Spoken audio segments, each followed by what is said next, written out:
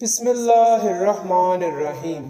حضرت مالک بن یسار رضی اللہ تعالیٰ عنہ بیان کرتے ہیں، رسول اللہ صلی اللہ علیہ وآلہ وسلم نے فرمایا، جب تم اللہ سے دعا کرو تو اس سے سیدھے ہاتھوں سے دعا کرو اور اس سے الٹے ہاتھوں سے دعا نہ کرو۔ مشکات المصابیح حدیث نمبر 2242۔ حضرت عائشہ رضی اللہ تعالیٰ عنہا بیان کرتی ہیں، رسول اللہ صلی اللہ علیہ وآلہ وسلم جامعہ دعائیں کرنا پسند کرتے تھے اور ان کے علاوہ باقی دعائیں چھوڑ دیا کرتے تھے۔ مشکات المصابیح حدیث نمبر 2246۔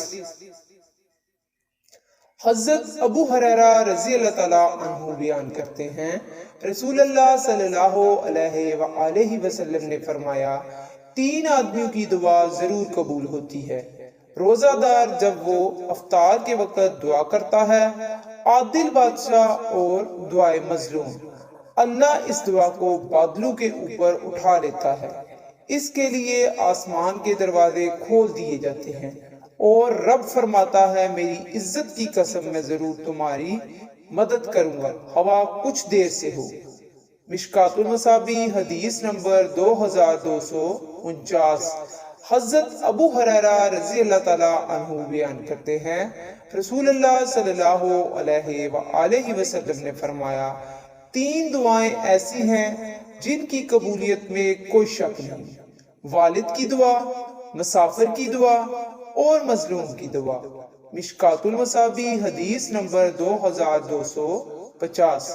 حضرت انس بیان کرتے ہیں، رسول اللہ صلی اللہ علیہ وآلہ وسلم نے فرمایا، تم میں سے ہر شخص کو اپنی تمام ضرورتیں اپنے رب سے مانگنی چاہیے، حتیٰ کہ جب اس کے جوتے کا تسمہ ٹوٹ جائے تو اس کے بارے میں بھی اسی سے سوال کرنا چاہیے۔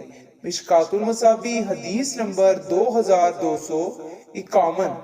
حضرت سہل بن سعد رضی اللہ تعالیٰ عنہ نبی صلی اللہ علیہ وآلہ وسلم سے روایت کرتے ہیں، آپ صلی اللہ علیہ وآلہ وسلم اپنی ہتھیلیوں کی انگلیاں کندھوں کے برابر کیا کرتے تھے اور دعا فرماتے تھے۔